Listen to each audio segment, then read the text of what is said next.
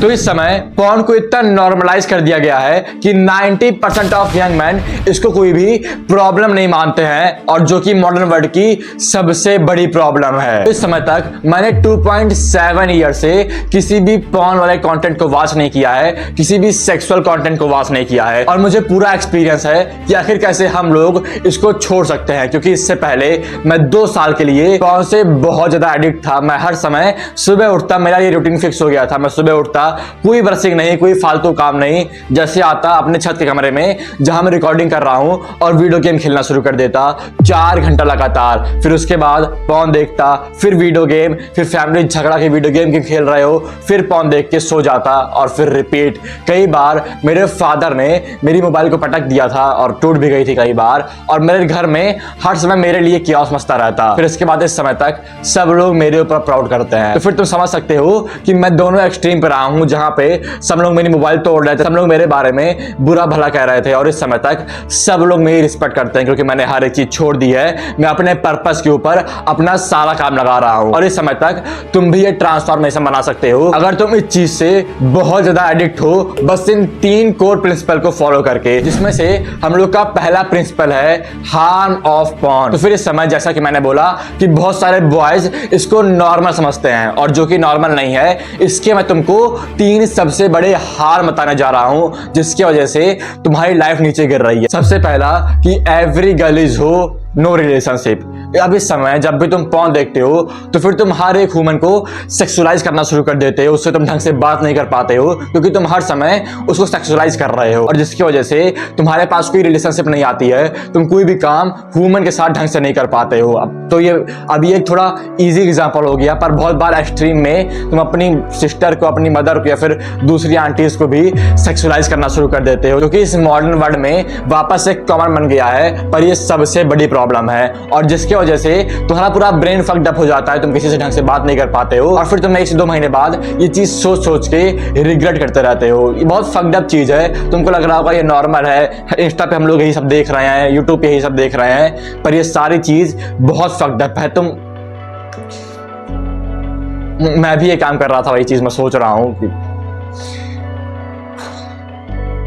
तो फिर इसीलिए हम लोग का पहला हार्म है कि तुम सेक्सुअलाइज करना शुरू कर दोगे, किसी भी गर्ल से तुम ढंग से बात नहीं कर पाओगे, तुम्हारे पास कोई कॉन्फिडेंस नहीं आएगा कि तुम उससे बात कर पाओगे, क्योंकि तुमको पता रहेगा तुम कितने पानी में हो। और दूसरा सबसे बड़ा हार्म है, इसके ऊपर ढंग से रिसर्च हुई थी कि तुम्हारा ब्रेन जब भी तुम इस सेक्सुअल कंटेंट को देखते हो, तुम्हारे ब्रेन का प्रीफ्रंटल कॉर्टेक्स हर समय छोटा होता है, और जिसकी वजह से तुम्हारा IQ कम होता है, तुम ढंग से कोई काम नहीं कर पाते हो, और तुम मॉडर्न वर्ल्ड में फक्ड अप हो जाते हो। क्योंकि पहले के जमाने में हम लोग को फिजिकल स्ट्रेंथ की ज्यादा नीड थी, हम लोग को मेंटल स्ट्रेंथ की इतनी नीड नहीं थी, पर इस जमाने में मॉडर्न वर्ल्ड में अगर तुमको सक्सेसफुल बनना है तो फिर तुमको मेंटल स्ट्रेंथ चाहिए रहेगी। और जरा सोचो, जब तुम्हारा ब्रेन हर समय छोटा हो रहा है, इसकी रिसर्च चाहिए, तो फिर तुम क्या ही कर पाओगे अपनी लाइफ में। फिर इसके बाद भी एक और रिसर्च आई है इसी रिसर्च के ऊपर कि अगर कोई बंदा 1 साल तक पॉर्न देख रहा है तो फिर उसका IQ 5% तक गिर जाता है। और सोचो अगर कोई बंदा 2 साल तक, 5 साल से पॉर्न देख रहा है तो फिर उसका IQ कितना गिर जाएगा कि वो ढंग से लेवल अप भी नहीं कर पाएगा। जितने भी तुम 19 साल के लोगों को देखते हो, 20 साल के लोगों को देखते हो, उनसे कई गुना ज्यादा नॉलेज मेरे पास है, क्योंकि मैं इसको देखना बंद कर दिया हूं, और मेरा IQ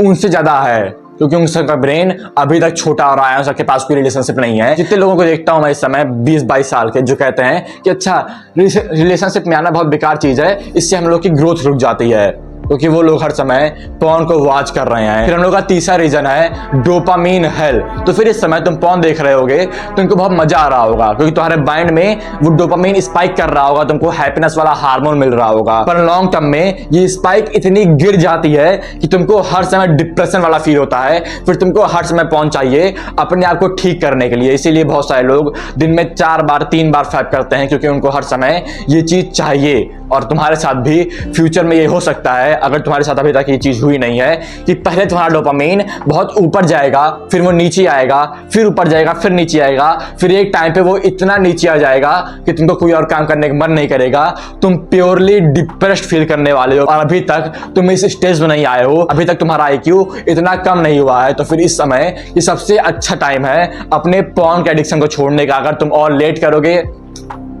तो फिर तुम फक्ड हो जाओगे। तो फिर अब चलते हैं हम लोग अपने दूसरे स्टेप पर, मेंटल हेल्थ। तो फिर अगर तुमको इस एडिक्शन को छोड़ना है तो फिर तुमको इस एडिक्शन के ऊपर नहीं, अपनी मेंटल हेल्थ के ऊपर फोकस करना पड़ेगा। जितने भी लोगों ने अभी तक अपने एडिक्शन के ऊपर फोकस किया है वो लोग कभी भी अपने एडिक्शन को छोड़ नहीं पाए हैं, क्योंकि ये एडिक्शन जो है तुम्हारी प्रॉब्लम नहीं है, ये सारे एडिक्शन तुम्हारे सिम्टम हैं एक रियल प्रॉब्लम के, और वो रियल प्रॉब्लम है तुम्हारी मेंटल हेल्थ। और जब तक तुम इसको इंप्रूव नहीं करोगे तब तक तुम ये सारे एडिक्शन छोड़ नहीं पाओगे। मुझको पता है कि मैं शुरुआत में एडिक्शन के ऊपर बिल्कुल भी फोकस नहीं कर रहा था, मुझको पता नहीं था कि पोर्न का क्या हार्म होता है। उस समय मैं सुबह उठ के मेडिटेशन कर रहा हूं, सनलाइट ले रहा हूं और जर्नल कर रहा हूं, जिसकी वजह से मेरी मेंटल हेल्थ इंप्रूव हो रही है। और उसके बाद दोपहर में मैं सारे एडिक्शन को भी फॉलो कर रहा हूं, और धीरे धीरे 2 से 3 महीने में मेरी मेंटल हेल्थ इंप्रूव हो गई और वापस से मुझको एडिक्शन देखने का बिल्कुल मन नहीं किया। फिर जब मुझको पता चला कि इन सारे एडिक्शन के क्या हार्म है, तो मैंने एक चुटकी में, बस एक दिन में अपने सारे एडिक्शन को छोड़ दिया। इसीलिए